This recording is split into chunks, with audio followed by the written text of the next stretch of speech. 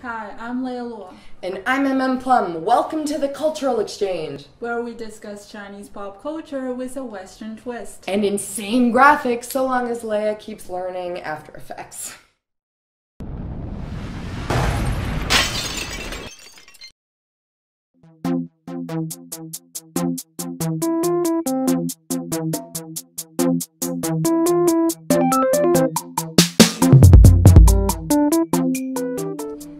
Tiny Times is a recent Chinese blockbuster that tween fluff author Jingming adapted from his own books. A series called Tiny Times.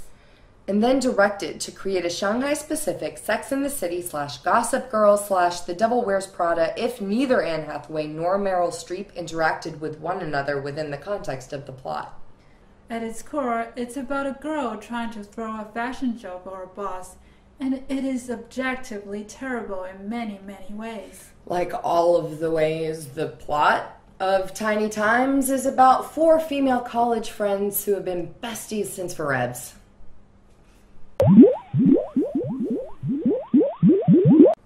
There's Nanxiang, the penniless artist with magical morning hair, and an abusive relationship that is resolved when the narrator states that she never mentioned him again. There's Lily, the rich and luxurious one, whose on-top-of-it attitude and vast business experience from dabbling in gold sales, potatoes, and corn is balanced with a habit of saying completely self-contradictory nonsense. 你少用鬼不吓我。毛主席说了，封建迷信要不得。 There's Ruby, the loud, chubby one who has no idea what to do with her face. Don't hate Leia. Ruby's an athlete who wants to be Marilyn Monroe. She also screams a lot more than normal people scream on a general basis. And finally, there's the protagonist, Lin Chao. The totally ordinary one, just like thousands of other Shanghainese girls. Which doesn't exactly bode well for Shanghainese girls, given that Lin Chao doesn't seem to be able to do anything in this movie except look scared, fall over, and cry.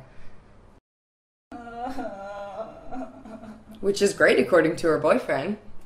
你就是什么都办不成，这股傻劲儿才可爱嘛。像顾里这样的女强人，可不招我们男孩子喜欢。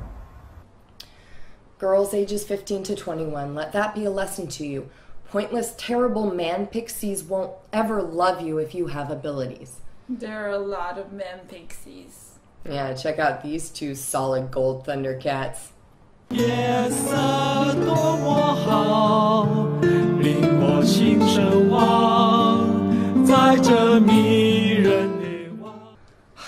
Holy shit. That level of hotness almost makes this next part seem reasonable.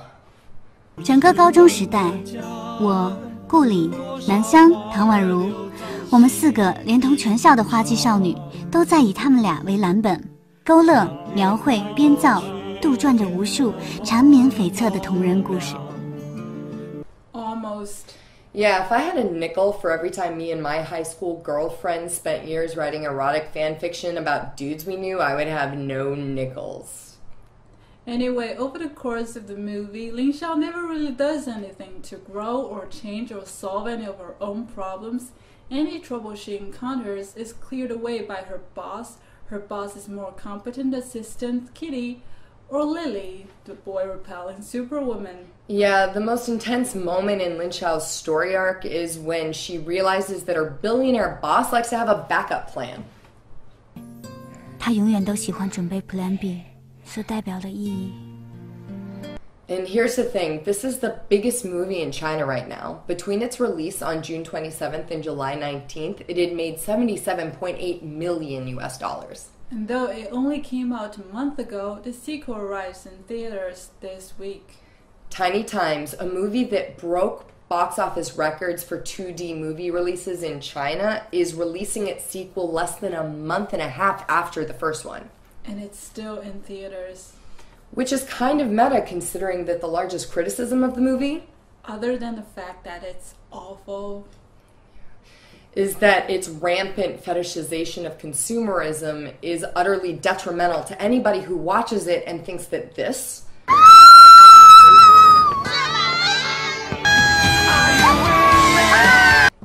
okay way for adults to behave anywhere, regardless of nationality or gender. It's okay, you know they're deep because they stare at sky a lot and talk about stars. Most Chinese media has rightfully decried the movie as idiotic, but Guo Jingming's fans have rallied to his side, claiming power of friendship. And since Tiny Times is slated for an upcoming limited release in Los Angeles, Vancouver, and Toronto, foreign media has had quite a lot to say about it as well.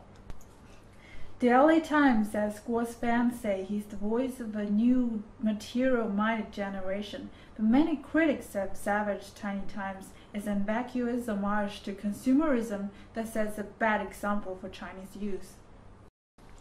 The Atlantic says the four characters' professional aspirations amount to serving men with competence. The film is a Chinese version of a chick flick minus the emotional engagement and relationship-based social realism that typically are associated with the Hollywood genre. Guangdong Daily writer Ren Shanshan says, no matter how the box office is thriving, Tiny Times is a mishap by any pure artistic standard. Its storylines are incomplete, its characters are flat and simplistic, life is unreal and self-filtered. Beijing movie critic Zhou Miling makes this attack on the author. Guo Jingming treats luxury and glamour like a person who was starved in childhood, then grew up drooling at a table full of food. No calmness or true happiness, only sickening greed. And all of this is totally true. We don't really have much to add to that. It is a terrible and terribly shallow movie with little development on any level. Like, nobody ever even works in this movie. Guo Jingming's defenders say that Tiny Times is about believing in yourself and working hard to achieve your goals. But the only person in the entire movie we see missing out on life because of work-related stress is the girl that gets punched in the head. After we were told she never mentioned him again, by the way. She might have kept seeing him. Even the friendships are upsetting. Despite the crown-related miming shtick, Lily's insults are constantly aimed at derailing her friends at important moments, and a lot of the story's problems come from people solving verbal riddles instead of just actually saying what the problem is. 是雇员。你说，简溪和简溪睡的人是雇员。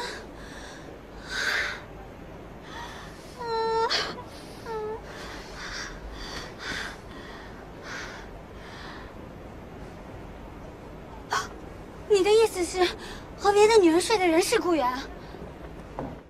However,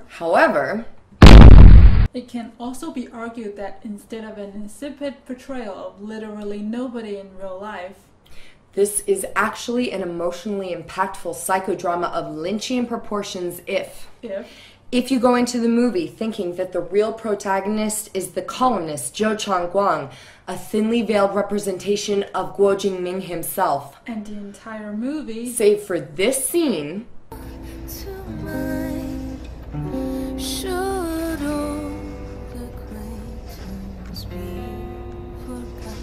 are his depressed, feverish hallucinations the night before his death. Yeah. Bear with us. Let us lay it out for you. Here we go. Even though we don't meet Zhou Changguang until 30 minutes into the movie, from the very beginning his image is prominently displayed on the cover of a magazine called Me. We see him over and over again accompanied by the word Me long before we even know who the guy is. The cast is a grab bag of poorly executed stock characters that basically act like human lorem ipsum to flesh out the reflections he has of his own life. Because he's dying of cancer. 胃癌啊 Even though 招手官还说得配，这骗子郭敬明才说他得肺溃疡。 And this means that Ling Xiao, the assumed protagonist, is actually a hallucinatory representation of Zhou's shortcomings. And therefore those of Guo Jingming. Oh, what? That's him? How can anyone get mad at him? He's like a toy person. Ling Xiao represents Zhou's worst self, insecure, untalented, physically weak, short in the tall lady's world. Oh, but Leia, look at him! Oh, I want to put little people shoes on him and carry him in my bicycle basket to the vegetable market. But he bakes cookies in a treehouse. When first Ling Xiao and Zhou meet, she is unable to stand and drags him into a pool, indicating he's in a moment of suffering from physical weakness and a high fever. Probably. And also everybody in the movie is always wearing white and bathed in a heavenly backlight. The entire time. Just like a doctor or nurse would appear from the perspective of someone lying in a surgical suite. Also, the men in the movie look almost identical in body type and wardrobe style, which shows us they actually represent fractured aspects of Zhou's own personality. There's the boss, who's a stoic hero figure who has power but takes little action and is moderately pointless. There's Jianxi, who is well-intended but unable to accomplish anything either. There's Gu Yan, who's rich, hates being rich, loves being rich, and is a dick. And there's Xi Chang, who wants to feed Nanxiang and then hit her. There's a lot of men feeding women in this movie. Yeah.